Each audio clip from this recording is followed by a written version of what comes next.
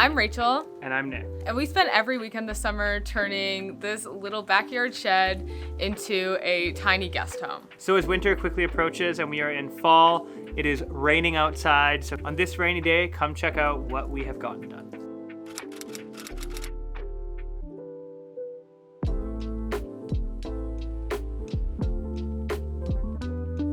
So all summer when we were building this place out, we were referring to it as the shed. And we got a lot of comments on TikTok and on YouTube as well saying like, oh damn, that's a pretty big shed. So we'll tell you the whole story, but this is in the backyard of my brother's house.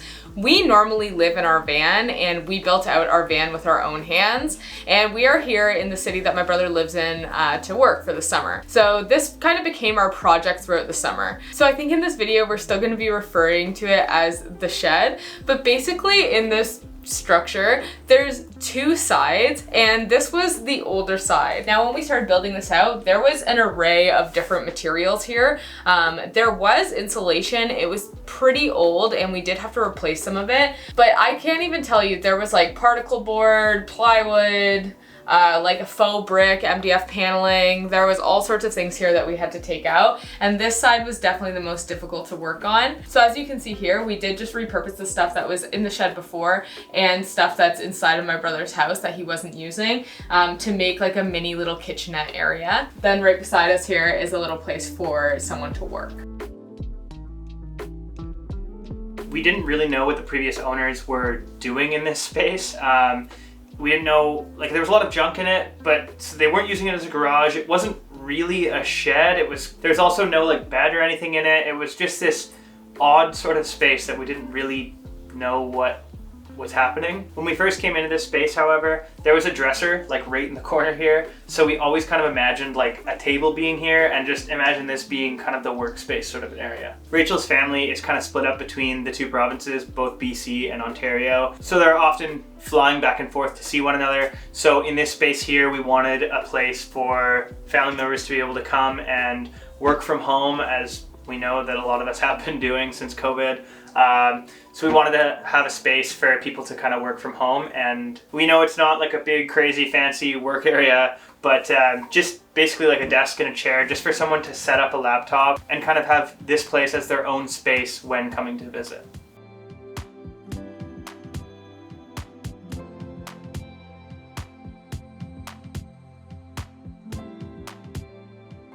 So the wiring for the light above the desk was pre-existing. There was a little light there before, and then we just changed out the fixture, so that was really convenient. And I think that's another reason why we kind of envisioned this as a desk space. And Hamilton is home to a lot of antique malls and vintage and thrift shopping. So I think that over time, there's still a lot of space to add like cool fixtures and little upgrades, especially with the kitchenette area. I did originally want to do a little bit more, but we just have kind of run out of time because summer's over and we're gonna be getting back to our travels. We're about a 15-step walk from the main house. It's actually really, really close. It's not like we're on some big property where we're out in the middle of acreage. We're like just sitting right in the backyard. Like I can see everything in the back room in the main house from right where I'm standing. We kind of thought it would be fun to keep the tradition alive of just having this be like a creative, weird little space that people can keep adding onto if they so feel like, but also just like a comfy, cozy space for visitors when they come here.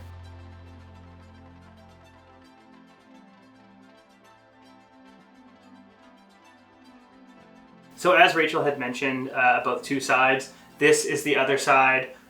We kind of split up the two via this beam here, which Rachel's dad actually came in and helped us put up. Along with the beams on the ceiling. I mean, we did those ourselves, but it's all just the same thing. Like for here, we just use 1x6, in the front 1x3, and then same thing with the beams, just 1x3. We stain them all ourselves, which really helped us to keep the cost a lot lower. And I think that it really added a lot of character to the building. And as you can see behind me here, we did the same thing with the windows as well. Just 1x3 stained, and I think it turned out pretty good. One other thing that I forgot to mention with this beam here is we were considering maybe putting like a pole, like a curtain rod across it, and then having some white curtains. That would mostly just stay open, but they would just be there as like an option. We kind of think it would also make like a nice feature. So just let us know what you guys think in the comments. We would definitely appreciate a bit of help on that. So ever since we painted it, it doesn't really show up that well on camera, so we're gonna have to do a little bit of a close-up here. But we did our own wainscoting across the entire structure. So it goes up to 4 feet through the entire shed until it gets to our main wall here, and then we have floor to ceiling MDF shiplap paneling here. So it actually looks really nice. Again, it's one of those things where it's like, to me, it looks better in person, and it also just like smells amazing in here because this is all fresh wood and fresh paint and all of that. So just things that you're not gonna be able to really see on camera. So that is behind me on the bed right here. And a couple of these thrifted or antique things in here. Like this box came from my family. This chair was from the original shed. We went to an antique market yesterday and picked up this vintage headboard, which we really, really like in here as well. So I think that there's just like some pretty cool touches that we personally really like. We know that it's not going to be everyone's cup of tea. But yeah, we really like how this bedroom area kind of turned out.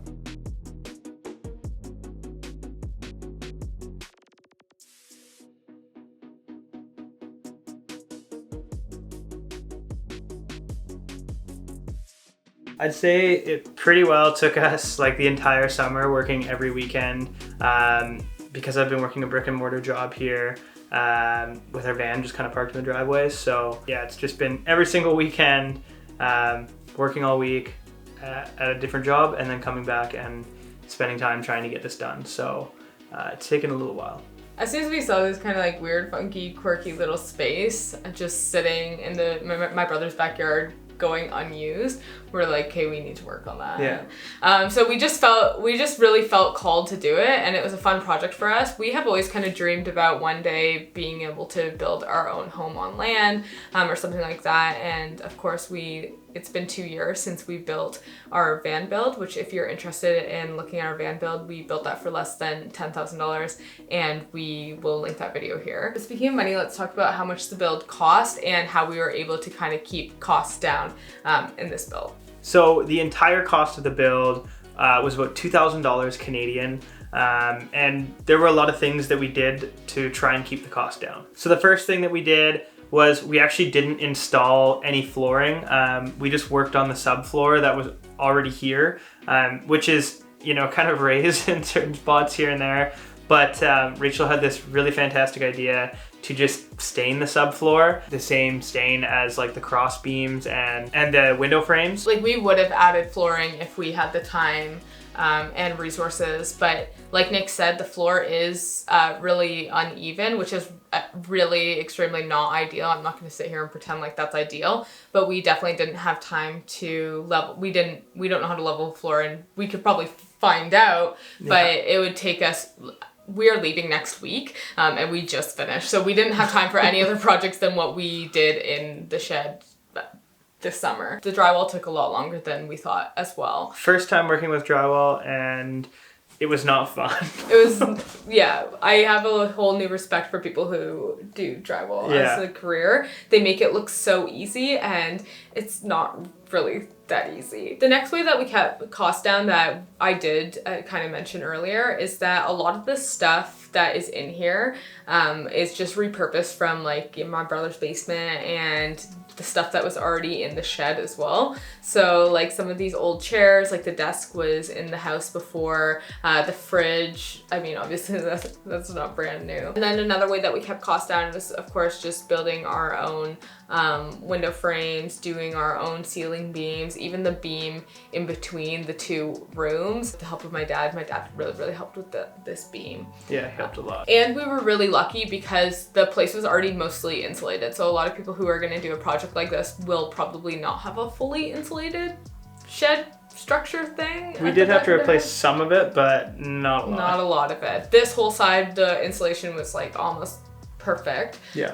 And then this side here had some pieces of insulation, like it was kind of deteriorating a little bit, so we had to replace some of it. But that's really it. So we really lucked out there. If you followed along when we did our van conversion, you would know that I have a bit of a background in construction work. Not a lot. I'm not a professional by any means. And when we built our van, everything ran relatively smoothly. So I thought, hey, taking on a project like this, I honestly thought that